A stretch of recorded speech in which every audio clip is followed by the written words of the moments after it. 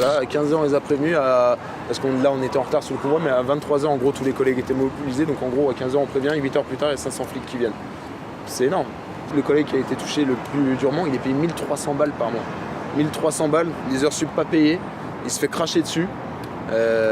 Bon, après il a tous les problèmes normaux d'un fonctionnaire de police, et lui en plus il est payé 1300 balles, et au bout de 6 ans, si jamais il a pas son concours, on lui dit merci d'être venu, au revoir.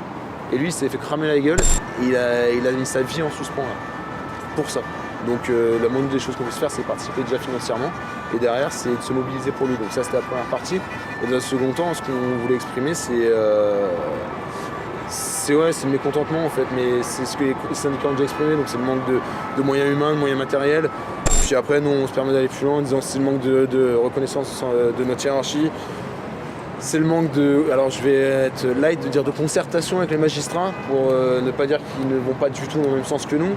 Et puis après, on se plaint même pas de notre condition à nous, notre salaire on s'en plaint plus, le fait que la population ne nous apprécie pas, on va dire, ne nous respecte pas. La population normale, j'entends, hein. On s'y est fait, on accepte ça, mais nous ce qu'on n'accepte pas, c'est qu'on soit mis en danger sur la voie publique, parce que c'est vrai, on est en danger, c'est dangereux d'être flic. Moi, ma femme, elle a peur pour moi quand je vais au boulot tous les soirs, et je pense que tous les collègues c'est pareil. Elle préférait que je sois dans un bureau tranquille. Et c'est tout ça qu'on cherche à dénoncer. Et on ne peut pas passer pour les organisations syndicales pour ça.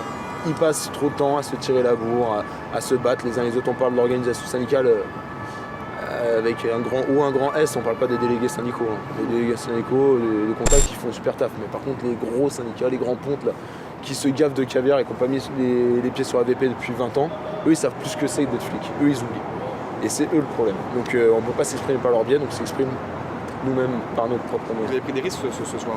Bah oui, complètement. Nous, alors je répète ce que j'ai dit tout à l'heure, ça va peut-être faire doublon.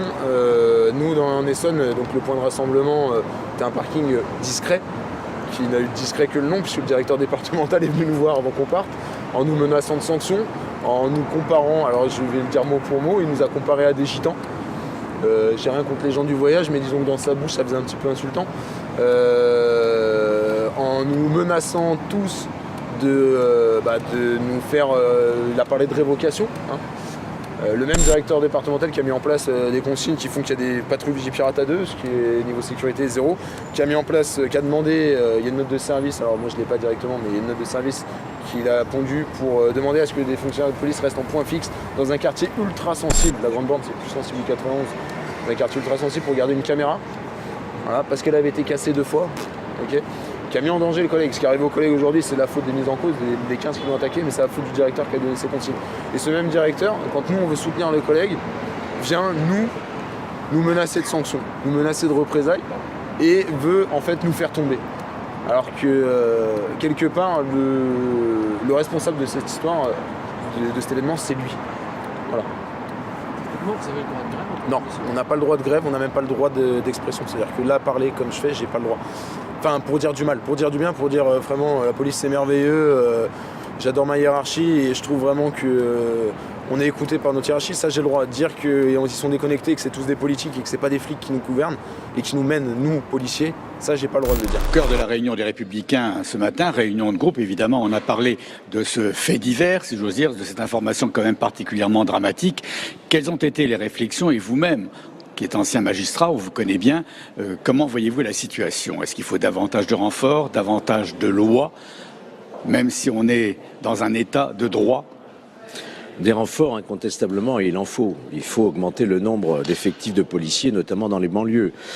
Des lois, oui, je pense que là, il y a un test pour le gouvernement. C'est le 13 octobre, après-demain, puisque dans le cas de notre niche parlementaire, le groupe Les Républicains propose, pour améliorer la lutte contre le terrorisme notamment, de modifier la légitime défense des policiers, aligner le régime juridique de la légitime défense pour les policiers sur celui des gendarmes. Donc là, on a un test après-demain. Est-ce qu'on veut vraiment protéger nos forces de l'ordre ou pas? Et puis cette affaire, malheureusement, ça nous rappelle qu'il y a eu en 2015 12 388 blessés dans la police, sans parler des quelques morts, malheureusement. Ça veut dire 35 blessés par jour. C'est donc pas un phénomène exceptionnel. Cela veut dire qu'il n'y a plus d'autorité de la police respectée dans certains quartiers.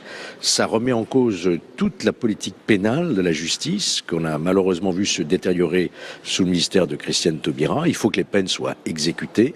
Il faut que la peur change de camp. Aujourd'hui, ce sont les policiers qui ont peur. C'est ça qui est terrible. Faut-il un plan Vigie banlieue, comme le demande un de vos collègues députés de l'Essonne? Je pense qu'il a tout à fait raison. Il faut mettre aujourd'hui la priorité sur ces quartiers dits de non-droit, quartiers difficiles. Il faut qu'il y ait une présence policière toute la nuit. Il faut qu'il y ait une proximité dans la police au niveau des banlieues. C'est évident. Et ne pas laisser 2 fonctionnaires de police, dont un ADS, seuls comme ça en patrouille dans des quartiers extrêmement sensibles.